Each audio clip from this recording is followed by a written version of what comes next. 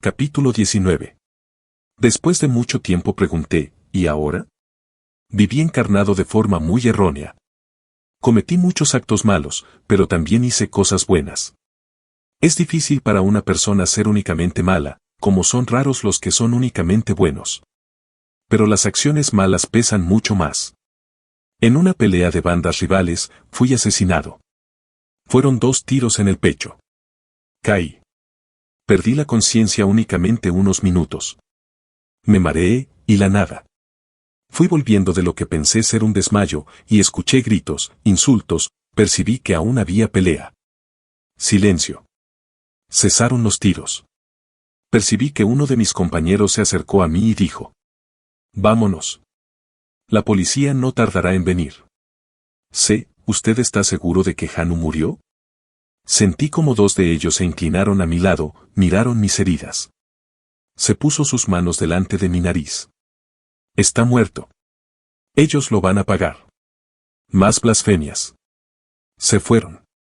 Sentí mucho odio, un sentimiento tan fuerte que me hizo levantarme. Salí en perispíritu, dejando el cuerpo físico muerto en el suelo. Me sentía herido, y de mis heridas salía mucha sangre. Oí carcajadas. Vi a otras personas que no conocía, creí que eran del otro bando. Uno de ellos dijo riendo: «Usted está muertito, muñeco». Débil, mareado y confuso, aún así avancé hacia él y le apreté el cuello. «Oye, cálmate. El jefe nos envió a buscarlo». Nuevo desmayo, pero antes oí las sirenas de la policía. Me desperté en una habitación pequeña en la penumbra. Miré todo, había únicamente una cama, donde estaba acostado, y una mesita. Las paredes y la ropa de la cama eran de color gris. Arriba, una minúscula ventana, creí que era de noche porque por ella entraba poca claridad. Miré mi pecho, allí estaban los 2 orificios sangrando, sin vendajes y doliendo. «Hola, Hanu. ¿Está usted bien instalado?» Observé a la visita, no lo conocía, temí estar prisionero, iba a responder con insultos, pero aquel hombre alto, delgado y bien vestido, no me dio tiempo y dijo: «Usted no está en una prisión, pero sí en una buena habitación de descanso. Voy a ayudarle a recordar». Intercambiaron tiros, fue alcanzado y su cuerpo murió. Sobrevivimos a esa tragedia. Está con nosotros, como muchos de esos sobrevivientes, o sea, desencarnado en una ciudad del más allá. Pronto aprenderá a vivir aquí. «Usted es el jefe», indagué. «Soy el jefe de muchos de aquí, pero tenemos un comandante general, un sujeto que es genial con los fieles, compañero de la manada. Le va a gustar». «¿No voy a curarme de las heridas?» «¿Usted vio a alguien curarse en un instante?» «No». «Entonces, paciencia. Quédese aquí acostado, 2 esclavas lo servirán». «¿Quiere alguna cosa?» «Acabar con el bando rival. Siento odio de ellos». «Excelente. El odio nos sustenta. Tendrá tiempo para perjudicar a sus enemigos». 2 mujeres me dieron todo lo que quería. Las heridas dolían mucho. 12 días después, aquel hombre que vino a verme, volvió nuevamente. «Venga conmigo, Hanu, voy a llevarlo ante la presencia de nuestro jefe». Me ayudó a levantarme y me puso en una silla de ruedas. Lo observé todo curioso. Salimos de la casa y vi una calle extraña. Muchas personas caminaban por ahí, las encontré raras. Entramos en un edificio lujoso. Lo admiré, encontrándolo muy hermoso, era de mi gusto, exagerado, con colores fuertes y mucha ostentación. «Aquí es la sala de audiencias», me explicó mi acompañante. Nos pusimos en una fila. Un hombre muy bien vestido, pantalón y camisa a juego, estaba sentado en un confortable sillón y atendía a las personas. Llegó mi turno. Él me observó e indagó: «¿Le están tratando bien?» «Sí, pero aún siento muchos dolores en las heridas». «Eso es sencillo de resolver. Piense que quiere ponerse bien». Puso las manos sobre mis heridas y las cerró. Me levanté no sintiendo más dolores. Mi compañero sonrió y me dijo bajito al oído: «Arrodíllese y dele las gracias a nuestro jefe». «Gracias, señor», me arrodillé. «Ahora que está bien», dijo él, «formará parte del equipo que me sirve. K le mostrará todo a usted, después que esté preparado, va a servirnos». Puede irse. El siguiente. Tuve ganas de hacerle algunas preguntas para entender lo que me ocurría. El hombre que me llevó allí, que ahora sabía que se llamaba K, me cogió. Salimos de la sala de audiencias. Le pregunté. ¿Dónde estoy? ¿Quién es ese jefe? ¿Qué voy a hacer? Usted está en una ciudad organizada por los que están fuera de la ley, no de las leyes de los hombres, sino de otro, de Dios. Aquí estamos bien instalados en un lugar que se llama umbral, para no decir infierno. Nuestro jefe es un bastardo, vengador y de mucho conocimiento. Voy a enseñarle todo, y poco a poco va a aprender lo que debe hacer. Usted, cuando estaba encarnado, ya estaba acostumbrado a vivir con privaciones, en chozas, entre desorden, maleantes y bandidos, no debe extrañarlo. Él me curó, exclamé. Podría haber hecho eso tan pronto usted llegó a Claro K. Pero prefirió dejarlo sufrir un poco como primera lección. Tienen conocimientos aquellos que trabajan y estudian. Muchos creen que únicamente los buenos saben las cosas. Nosotros aquí sabemos, solo que es más difícil de aprender. Me gustaría vaguear más, perder el tiempo y no se encuentra fácilmente a quien enseñar. Aquí reina el egoísmo. Admiro a nuestro gobernador, el jefazo, él es poderoso y no le gusta que lo desobedezcan.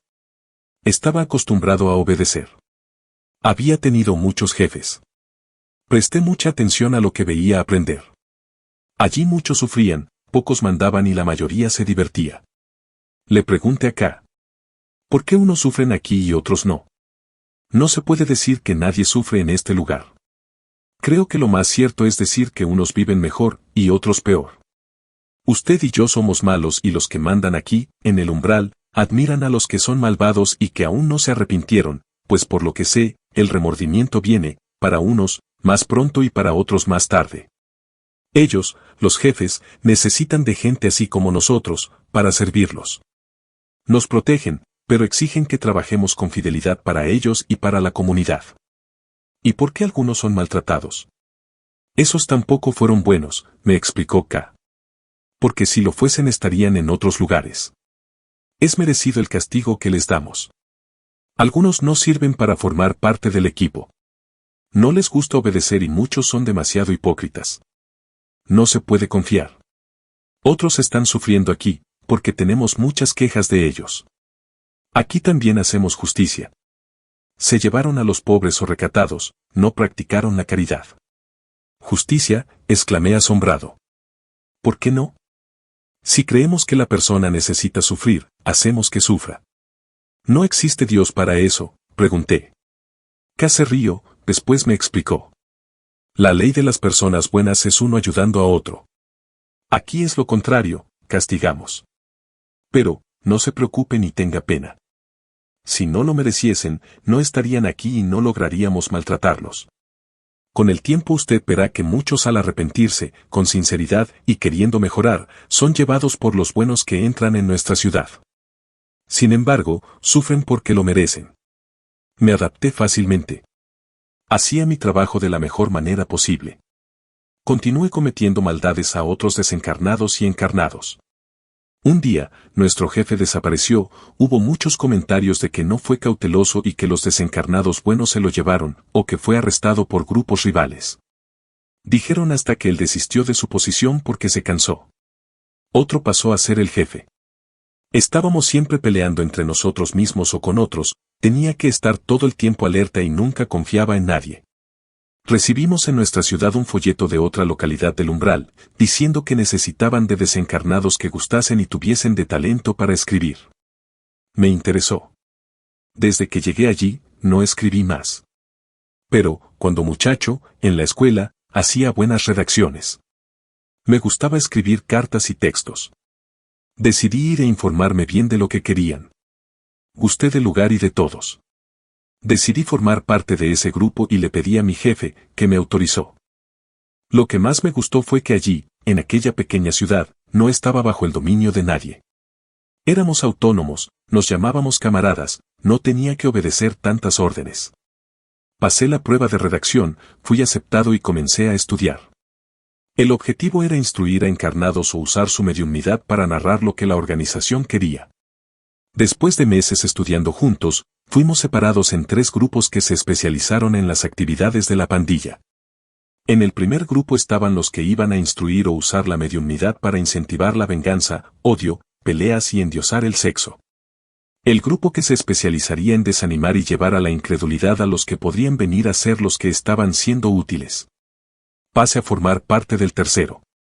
Nuestro aprendizaje era más sutil, íbamos a engañar, mentir para intentar llevar la división y la confusión dentro de la doctrina espírita que era un campo fértil para ellos por tener muchos médiums. Para hacer eso, tuvimos que leer muchos libros espíritas. Comprendí el por qué los moradores del umbral querían combatir el espiritismo. Los libros narraban lo que ocurría con las personas que tuvieron el cuerpo físico muerto. Era desagradable leer tantas cosas sobre Jesús y sobre el Evangelio. Pero el estudio era serio, teníamos que hacerlo. Ustedes tienen que saber lo que ellos saben. Únicamente se engaña con perfección, dominando el asunto, nos decía nuestro orientador al que no le gustaba que le llamásemos jefe. Algunos de los que estudiaban con nosotros desaparecían en el transcurso del curso. Es el peligro que corremos, aclaró el orientador. Por más que elegimos a nuestros trabajadores, hay desertores. Quiero personas capaces de engañar, odiar y camuflar ese odio. Quiero a los farsantes. Terminamos el curso con el grupo bastante reducido. Pero los que lo acabaron estaban entrenados, con conocimientos y ganas de alcanzar los objetivos. Nuestro orientador no forzaba a nadie y no le importaba a los que desertaban. El trabajo está bien hecho cuando se hace espontáneamente, decía él. Pasamos a observar a encarnados que serían, o que queríamos que fuesen, nuestros instrumentos. Ahora ustedes eligen por quién quieren hacerse pasar. Lean con atención todo lo que esta persona escribió, imiten su estilo, acérquense a los mediums psicógrafos y buena suerte, nos aconsejó nuestro orientador. Todos nosotros elegimos nombres importantes y conocidos. Para engañar mejor, modificábamos hasta nuestros periespíritus. No es gracioso ni tampoco fácil imitar a desconocidos. Nuestro grupo adoptó la forma de personas respetables y allá que fuimos a poner en práctica lo que aprendimos. Fuimos a engañar. Fui todo entusiasmado. La primera tentativa me salió mal. Me acerqué a un joven que comenzaba a entrenarse en la psicografía. Le dicté un hermoso mensaje, proponiendo un trabajo diario para escribir un libro. Él dudó que fuese el espíritu que firmó. El joven le dio el mensaje a su padre, que era un espírita estudioso y cauteloso, lo analizaron. Descubrieron el fraude y fui repelido. Según supe después, su mentor permitió que me acercase a este encarnado y quedó feliz con la prudencia de su pupilo. Aquel joven no sería engañado. En el segundo intento, fue mejor. Me acerqué a una médium, estuve meses observándola, ella frecuentaba un centro espírita donde poco se estudiaba y creían que difícilmente serían engañados. Cuando escribí a través de ella y firmé con un nombre conocido y respetado, ella se entusiasmó, se sintió importante, ya se veía dando autógrafos y todos respetándola. Pero era una persona perezosa, lo quería todo pronto, no tenía tiempo para dedicarse al trabajo de psicografía y daba muchas excusas. Desistí, no tuve paciencia para engañar a esa médium. A algunos de mi grupo les estaba yendo bien, a otros no. Muchos encarnados no se dejaban engañar, por no ser vanidosos, por analizar e indagar el por qué un espíritu conocido escribía a través suyo. Como también dejaban esos escritos a personas que entendían de literatura, principalmente espírita, para analizarlo. Otros fueron engañados para alegría de nuestro orientador, que sabía que ese trabajo daría frutos de separación y discordia. Hallé interesante visitar a una persona que ya trabajaba con la psicografía, por lo menos esa no era perezosa. Me acerqué, fui tratado con educación, pero no pude engañarla. Ella rezaba demasiado, era un fastidio estar cerca de ella, sus oraciones me incomodaban mucho. Viendo que iba a escribir un libro con muchos invitados, le pedí permiso para escribir. Quería contarles a los encarnados que la desencarnación de las personas puede ser placentera y que vivir haciendo el mal tenía ventajas. La médium me respondió que quien coordinaba su trabajo era su mentor desencarnado. Que si quería escribir, debería hablar con él. Al desear comunicarme con él, lo vi, estaba allí todo el tiempo. Me puse nervioso, pero lo disimulé, ese espíritu se acercó a mí y se presentó. Me llamo Antonio Carlos. Que Jesús esté con usted, Januario. Podrá escribir, o sea, contar su historia, siempre que firme con su nombre. Pero, como todos los invitados, usted tendrá que hacer un breve estudio en una de nuestras colonias. Él sabía mi nombre y seguramente sabía mucho más de mí. Me puse a pensar. Y pasé días rodeando a la médium. Ella no tuvo miedo, creo que ni le importó. Tuve curiosidad por saber cómo era ese estudio y cómo sería su colonia. Acepté. Antonio Carlos me llevó a la colonia a la casa del escritor, donde, según él, desencarnados que querían escribir a través de médiums venían a aprender. Lo miré todo con curiosidad, pero disimulé fingiendo no estar interesado. La encontré sencilla, pero encantadora. Me impresioné con la fraternidad que allí existía y con la forma cariñosa con la que se trataban. Antonio Carlos me dejó en una sala con 12 alumnos. Todos me saludaron, nadie me preguntó nada y el primer encuentro transcurrió sin contratiempos. Estaba decidido a engañarlos.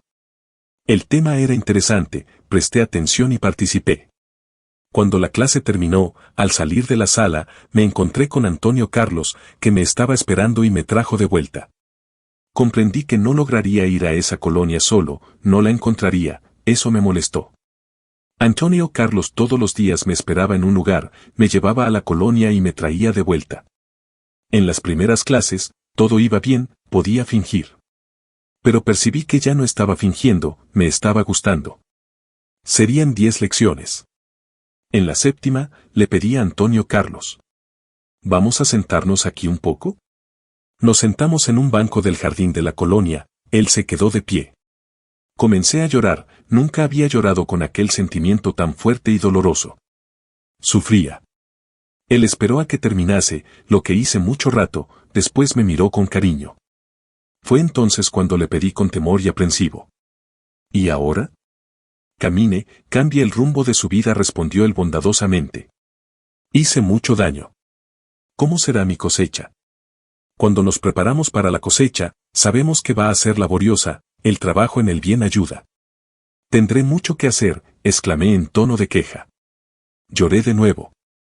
Januario, dijo Antonio Carlos, si usted tiene que caminar 200 kilómetros y se queda sentado llorando, pensando en todo lo que tiene que andar, siempre tendrá esos kilómetros por delante.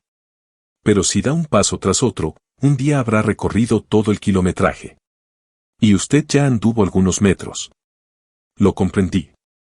Pedí asilo, ayuda a los orientadores del curso. Me aconsejaron al terminar el estudio y venir, como había prometido, a escribir mi historia o parte de ella. Antonio Carlos, mi nuevo y sincero amigo, me llevó a otra colonia, donde existe una escuela especial para desencarnados que fueron imprudentes hasta el punto de ser tachados por ellos mismos de oscuros. Allí eran educados, recibiendo la orientación que necesitaban.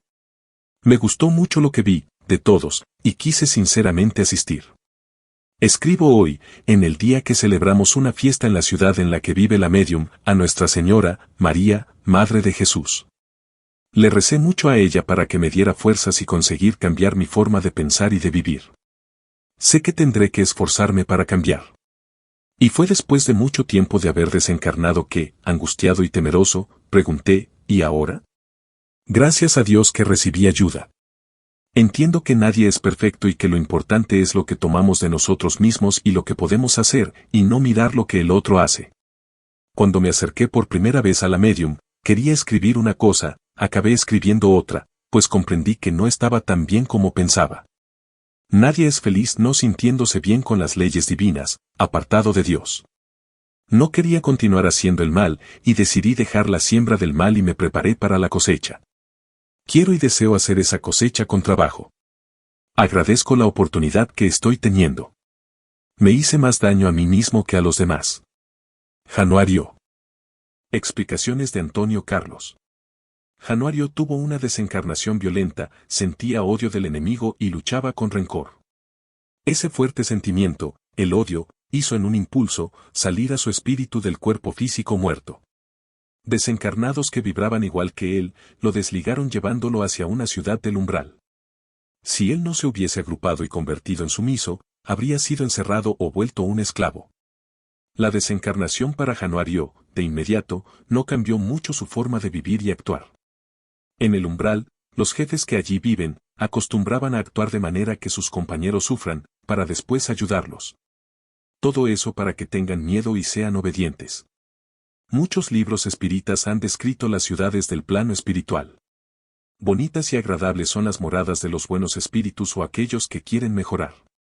Confuso, ruidoso y no tan hermosas son las moradas de los que prefieren recorrer el camino de la maldad. Allá también viven los imprudentes, que son maltratados, normalmente los que hicieron víctimas y éstas no les perdonaron. Los que se denominan habitantes, fingen estar bien y son alegres.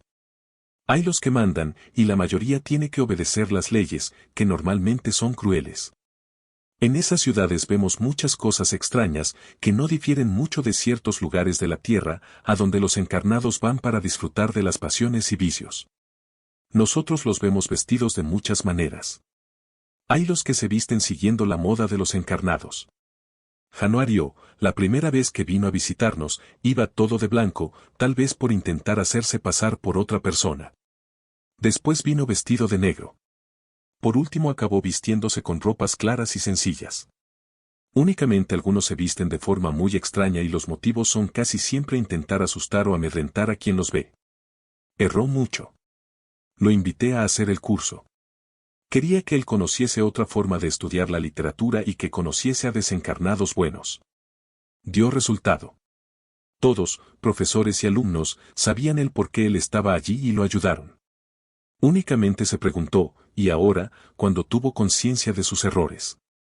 Él supo, por el estudio en la colonia La Casa del Escritor, que nuestros actos nos pertenecen. Somos los dueños absolutos de lo que hacemos. Quedarse inerte y llorar por lo que se hizo de errado no lo resuelve, se necesita caminar y ser útil. Es lo que él va a tener que hacer. En muchas colonias existen escuelas que orientan desencarnados que mucho erraron. Allí, ellos estudian por un tiempo. Después de acabar el curso, hay varias opciones. Seguir estudiando en otras colonias, reencarnar o servir en muchos lugares. Siempre que ese desencarnado, que se denomina orientador, fundó en el umbral una escuela de escritores, nosotros los de la colonia La Casa del Escritor lo sabemos y los venimos acompañando de cerca. Tenemos nuestro libre albedrío, ellos también. Ese orientador, espíritu talentoso en el arte de la literatura, siente tanto odio por todo lo que mejora al individuo y principalmente por la doctrina espírita. Él cree, como muchos otros perseguidores, que no es útil combatir a los buenos. Según él, cuanto más sufren las personas, más se fortalecen. Ellos creen, entonces, que deben incentivar a individuos sin preparación, médiums vanidosos, a escribir para que escriban libros sin formación, estudio y preparación. Piensan que si critican, generando discordia y rencor, crear desunión, y todo lo que separa, divide, debilita y concluye. Voy a dar un ejemplo refiriéndome a mí. Yo, Antonio Carlos, era desconocido en el medio espírita, actualmente algunas personas saben quién soy por los libros que escribo. Vera Lucía, la medium y yo, tenemos una historia de vidas juntos, donde erramos y ahora queremos reparar esos errores. Nos organizamos para hacer un trabajo. Tenemos un fuerte motivo para habernos preparado juntos durante 9 años antes de que el primer libro fuese editado. No soy una máquina de hacer libros. Necesito sentir lo que escribo, hacer y rehacer las historias en el plano espiritual para después dictárselas a ella otra vez. No escribo a través de nadie más, no tengo intención de hacerlo. Todo trabajo que se inicia tiene continuidad, termina, y este nuestro, tendrá fin. Y por mi experiencia, iré seguramente a hacer otro. Seguramente eso se dará cuando la medium desencarne. Pero, si fuese a escribir con otro encarnado, no usaría el nombre de Antonio Carlos. Tendría caridad con la medium que seguramente recibiría críticas y muchas preguntas. ¿Será él? De hecho, eso no es Antonio Carlos. ¿Ese medium mistifica? ¿Quiere destacar? ¿Por qué escribe con un nombre de alguien que ya es conocido? Cogió el tren en marcha. Etcétera, etcétera, etcétera. Tenemos, en las enseñanzas de Jesús, las directrices para nuestro camino, en las orientaciones de Allan Kardec, directrices seguras para quien desea hacer un buen trabajo con la mediumnidad. Como Januario contó, él intentó engañar a un joven que desconfió de un nombre importante dentro de la doctrina espírita y actuó correctamente pidiendo opiniones. Pero, no es únicamente de los nombres importantes que tenemos que tener cautela, es también de historias confusas, exageradas, con mensajes distorsionados y también cuando el desencarnado escribe criticando al médium con quien trabajó o trabaja hace tiempo. Diciendo que él es esto o aquello, que quiere escribir con alguien con más instrucción, con un vocabulario más rico, etc. Sin preparación, estudio, prudencia y humildad de parte del encarnado, es fácil de engañar. Felizmente, hay dentro de la doctrina espírita encarnados serios, estudiosos, perseverantes, trabajadores que la sustentan, haciendo un buen trabajo. Le sugiero cautela y prudencia a usted que recibe mensajes por psicografía. No tenga prisa en editar en trabajo. Los árboles, para dar frutos, necesitan de tiempo para crecer, fortalecerse, dar flores y finalmente los frutos. El buen árbol únicamente da buenos frutos. Estudié con toda atención los libros de Allan Kardec, principalmente el libro de los mediums. Recomiendo también el libro En lo invisible de León Denis. Transcribiremos aquí algunos pasajes por considerarlos de gran importancia. Nada verdaderamente importante se adquiere sin trabajo. Una lenta y laboriosa iniciación se impone a los que buscan los bienes superiores. Como todas las cosas, la formación y el ejercicio de la mediumnidad encontrarán dificultades, bastantes veces marcadas, conviene insistir en eso, a fin de prevenir a los mediums contra las falsas interpretaciones, contra las causas de error y de desánimo. Una multitud de espíritus nos rodea, siempre ávidos de comunicarse con los hombres. Esa multitud está sobre todo compuesta de almas poco evolucionadas, de espíritus livianos, algunas veces malos, que la densidad de sus propios fluidos los mantienen presos a la tierra. El medium inexperto recibe dictados firmados por nombres célebres, conteniendo revelaciones apócrifas que le captan la confianza y lo llenan de entusiasmo. El inspirador invisible conoce a los vulnerables, halagándole el amor propio y las opiniones, superexcitándole la vanidad, colmándolo de elogios y prometiéndole maravillas. Poco a poco lo va desviando de cualquier otra influencia, de todo examen esclarecedor y lo lleva a aislarse en sus trabajos. Es el comienzo de una obsesión, de un dominio exclusivista, que puede conducir al médium a deplorables resultados. Esos peligros fueron, desde los albores del espiritismo, señalados por Allan Kardec, todos los días. Estamos viendo a médiums dejándose llevar por las sugestiones de espíritus embusteros y ser víctimas de mistificaciones que los vuelven ridículos y van a recaer la causa que ellos creen servir. La buena mediumnidad se forma lentamente, con un estudio tranquilo, silencioso, recogido, lejos de los placeres mundanos y de las agitaciones de las pasiones. Usted, querido amigo lector, espero que medite sobre las historias verdaderas que leyó, que puede tener un cambio de plano tranquilo, y no se asuste al enfrentarse con la desencarnación. Que la respuesta a la pregunta, ¿y ahora?, le traigan paz. Y que tenga el merecimiento de estar entre los bienaventurados, los que eligieron el camino estrecho, pero que lo lleve a una sobrevivencia armoniosa. Y tenga siempre en mente, únicamente usted puede deshacer lo que hizo de errado y hacer el bien que aún no hizo, y eso debe ser hecho en el presente, en este momento. Que Dios lo bendiga. Al terminar la lectura de este libro, probablemente usted se haya quedado con algunas dudas y preguntas para hacer, lo que es una buena señal. Señal de que está en busca de explicaciones para la vida. Todas las respuestas que usted necesita están en las obras básicas de Allan Kardec. Si a usted le gustó este libro, ¿qué opina de hacer que otras personas lo conozcan también? Podría comentarlo con aquellas que se relaciona, darlo como regalo a alguien que tal vez lo esté necesitando o hasta incluso prestárselo a aquel que no tiene condiciones de comprarlo. Lo importante es la divulgación de la buena lectura, principalmente la literatura espírita. Entre en esa corriente. Gracias por acompañarnos en esta increíble travesía. Hemos llegado al final.